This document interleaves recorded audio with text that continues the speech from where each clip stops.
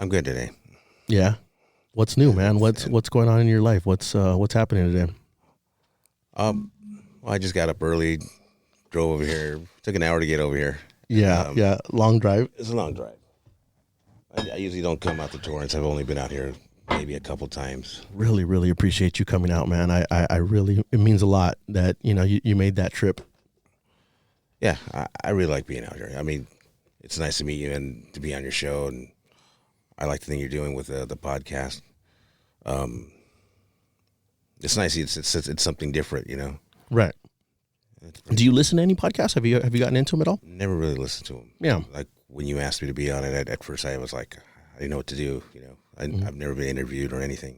Mm-hmm. So did you do any research on it? Did you kind of check it out and maybe listen to any of them? Or I listened to the one you were talking to the guy from the Moon Eyes. Okay, yeah, Brave, yeah, from the Goners, yeah. And I thought that was pretty cool.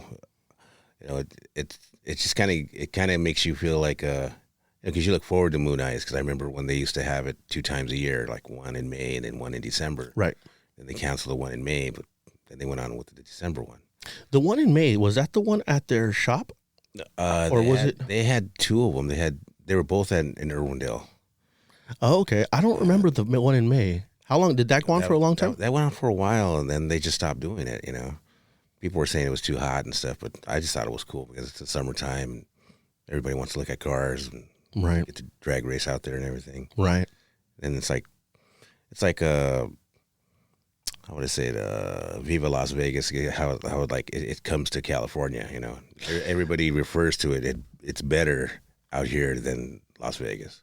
Las Vegas is nice, but that's a good reference. That it's kind of expensive out there now. Yeah, that's a really good reference you used. The Viva Las Vegas, and it's a sort of similar thing, but just on a smaller scale, maybe. I guess, right? Yeah. But I think you have a better time. You don't got to travel all the way to Vegas to go experience it. Right. Definitely. So I was gonna ask you. Have you seen? I know you. We were talking earlier about mob movies a little bit. Have you seen The Irishman, or have you heard anything about this movie? I've seen it.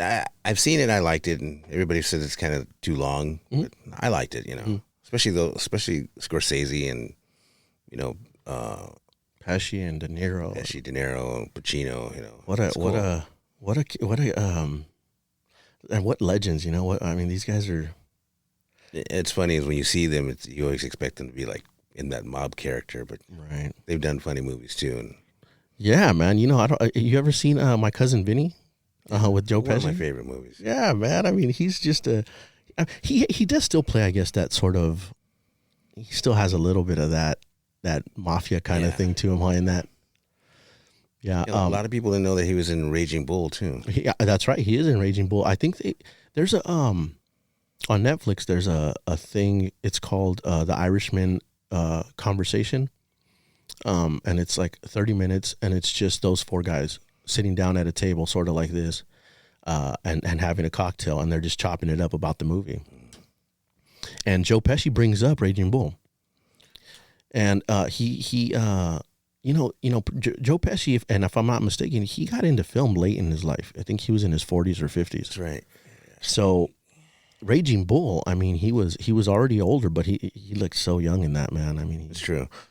I heard that he was they did Raging Bull, and after that he didn't work for a while, so he started he was a waiter in some restaurant in I guess in New York, and Scorsese asked him to do another movie, and he was like, I really have a good gig going on right here. He was like, I should just stay here being a waiter.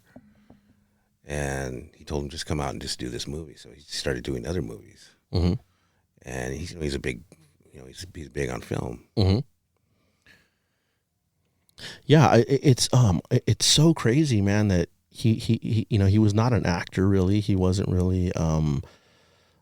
He was just an ordinary guy, and somebody seen something in him that he didn't see in himself, I guess. Yeah.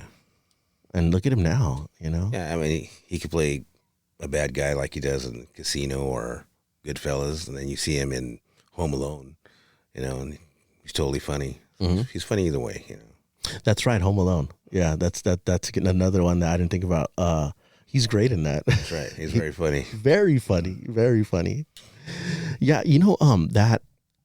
So back to this little. It's called The Conversation, or it's called something like that on Netflix. They talk about this new camera that they used in that movie. That it basically took off like 20 years off of each one of their physical features. I mean, it made them look young again. Which is really interesting because these guys now they're thinking that they have another 20 years of acting left in them. That's funny. Yeah. De Niro too. I mean, he plays really good when he does like anything now. I mean, he could play like he's funny. He could play real serious. Meet the Fockers. Yeah, he's really funny in that movie. Yeah, he was pretty funny in that. Real serious, He's believable. He makes you believe that he's a real person because people that are really like that. Yeah, definitely. Yeah, so I really enjoyed that. What are some of your favorites? Bond movies, like you have a couple of really ones that you just absolutely can't turn it off when it starts. Or Anytime like Goodfellas is on, if it's on like Netflix or cable, and even if it's in the middle of the movie, I'll still watch it. Because I like those movies. I like that movie and stuff like Shawshank Redemption.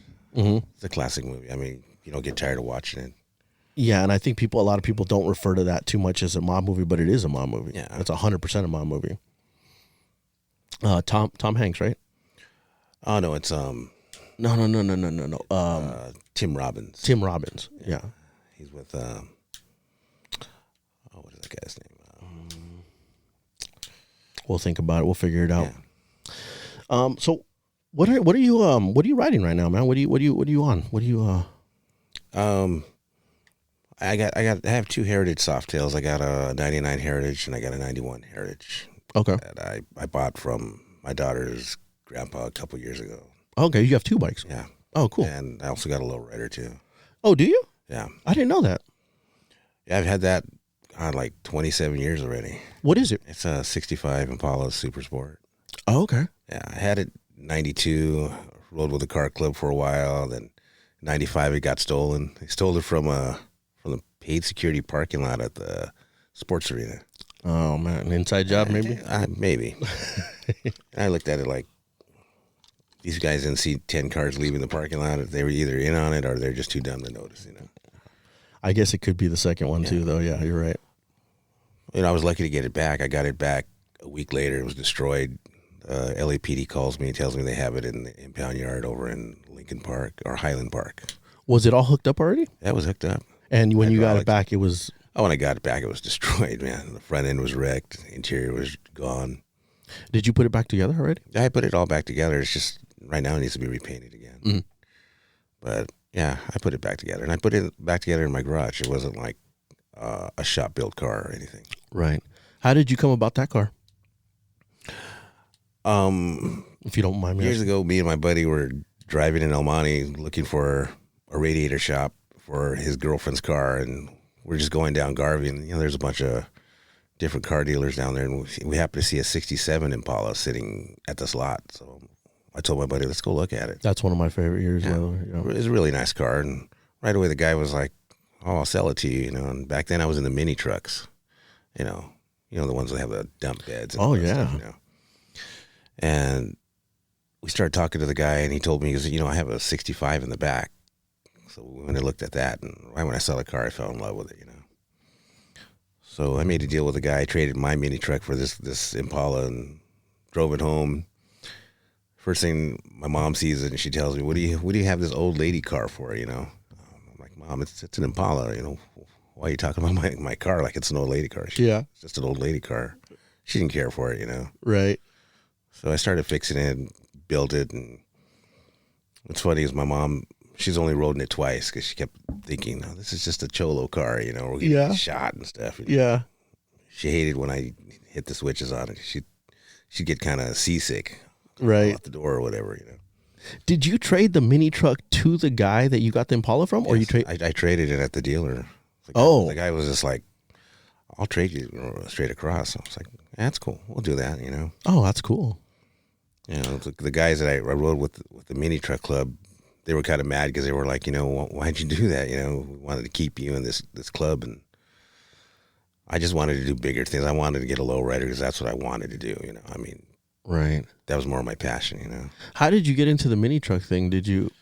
I just like cars. Right. And when I started seeing mini trucks were being built, I wanted to build one too. Mhm. It was like one of my first cars, so I just drove that around for a while, and little by little, that scene started coming in, so people started building those. And you were in a club, you said?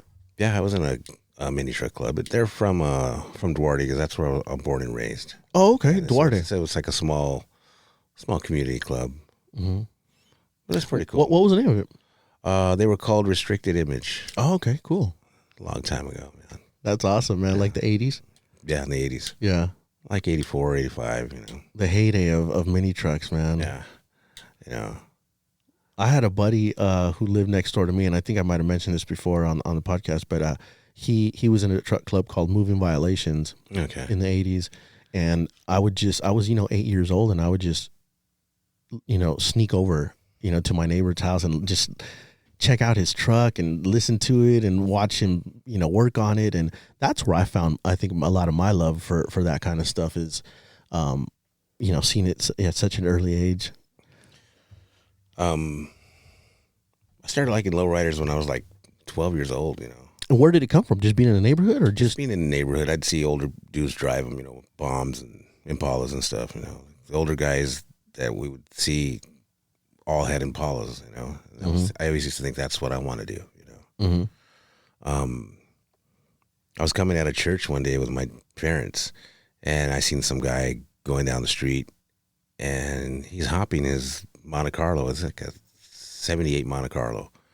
And he's hopping this car down the street, and I thought it was the coolest thing in the world, It was one of the first times you had seen Oh that. yeah, you see him on TV, and all of a sudden you see this one in real life. I thought it was the coolest thing. I was telling my dad, man, that's cool. My dad was like, that's junk. He didn't like that stuff, man. Right. He's like, why'd they do that? And I'm like, I think it's the coolest thing. So what was it like growing up out there in Duarte, man? Uh, What kind of stuff did you get into, and what kind of life was that? I was just, regular school kid, but I did hang around the gangs and stuff too. Yeah. Not into gang banging or anything, but I did like that style because I like the cars, the clothes, the girls. Right. Did house parties and stuff. Yeah, and then I mean you're kind of there, so it's what you're seeing. So it's kind of what you're end up being drawn to. It's funny is my parents they lived in Glendora before I was born, and then we moved to Duarte, and I was born there. Hi, this is New Highs and Lows podcast on YouTube. Please like, subscribe, and hit the notification bell to be updated when we have new content. You can also comment below and let us know how we're doing. If you need a little more, please go to Apple Podcast, Stitcher, or Spotify to get complete episodes of the podcast. Thank you so much.